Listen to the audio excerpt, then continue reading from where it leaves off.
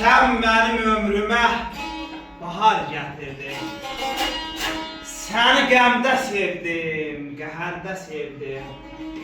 Zəhərin içində bal oldun bana, səni bir ömürlük zəhərdə sevdim.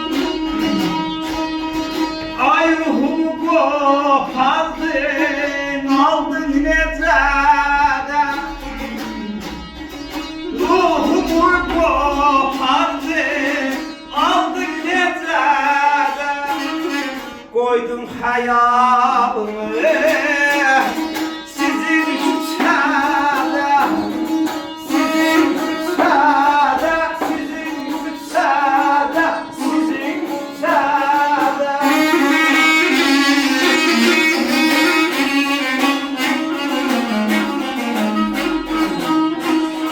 Sen yatmadım sensiz gecede. Ay sen yatmadın sensiz geceler. Mürgülüm oldum seherde sevdim, seherde sevdim. Asfala ceylan, alboya heydan, Cemal mehman.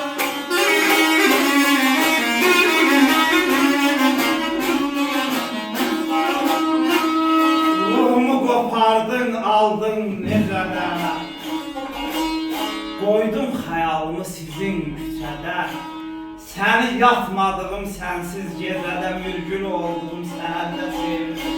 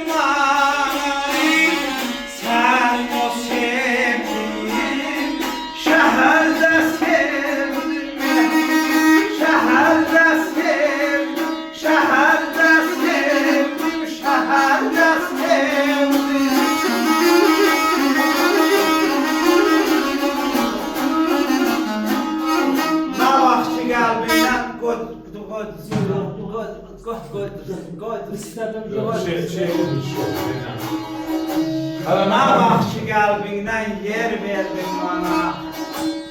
Sanardım göy verdin, yer verdin bana.